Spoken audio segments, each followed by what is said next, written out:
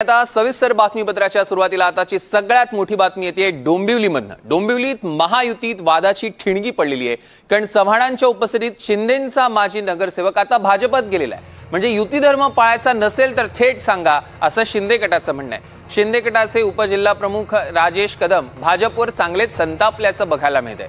जर युती धर्म पाळायचा नसेल तर भाजपनं थेट सांगावं, असा इशाराच आता शिंदे गटानं दिलेला आहे। कारण आपण बघतोय डोंबिवलीमध्ये चव्हाणांच्या उपस्थितीत शिंदेंचा माजी नगरसेवक भाजपात गेला आहे। अध्यक्षाचं काम असतं की युती धर्म पाळायचा। त्यांनी स्पष्ट संकेत दिलेले आहेत त्यांच्या बॅनरवरून, त्यांच्या भूमिपूजनावरून कुठेही युती धर्म पाळला जात नाही। आणि असं जर असेल तर आम्ही माझ्या ट्विटमधून मी संदेश माझ्या पक्षप्रमुखांना, माननीय एकनाथ शिंदे साहेबांना, खरं म्हणजे एकनाथ शिंदे साहेबांच्या कामामुळे, कार्यामुळे, ते मुख्यमंत्री असताना त्यांनी जे काम केलं होतं त्या कामामुळे पुन्हा सरकार बसलं, पुन्हा युतीचं सरकार आलं। जर असं असताना जर या पक्षाला जर विचारात घेतलं जात नसेल, शिवसेनेला विचारात घेतलं जात नसेल तर साहेबांनी सुद्धा संयमाची भूमिका ठेवू नये। शिवसैनिक समर्थ आहे प्रत्येक गोष्टीला उत्तर द्यायला, तर साहेबांनी सुद्धा संयम सोडावा। युती धर्म ते जर पाळत नसतील तर आपण सुद्धा पाळू नये, असे आमची प्रामाणिक भावना आहे।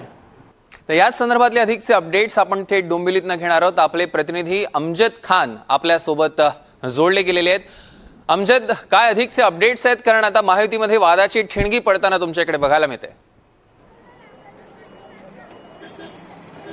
नक्की सौरभ, आज भाजप प्रदेशाध्यक्ष आणि डोंबिवलीचे आमदार रवींद्र चव्हाण यांच्या उपस्थितीत, यांच्या मार्गदर्शनाखाली आज डोंबिवलीत पक्ष प्रवेश कार्यक्रम पार पडला। यामध्ये शिवसेना ठाकरे गटाचे आणि काँग्रेसचे पदाधिकारी पक्षप्रवेश केला। मात्र शिवसेना शिंदे गटाचे 7 ते 8 पदाधिकारी आणि 2 माजी नगरसेवकांनी भाजपामध्ये प्रवेश केला आहे। अंबरनाथचे एक माजी नगरसेवक होते सतीश यादव, त्यांनी काही दिवसापूर्वी केला होता। आणि आज शिवसेनेचे माजी नगरसेवक दयानंद गायकवाड यांचा पक्षप्रवेश झाला आणि त्यांच्यासोबत त्यांचे मोठे भाऊ संजय गायकवाड, जे शिवसेना शिंदे गटाचे उपशहर प्रमुख आहेत, त्यांचा प्रवेश झाला।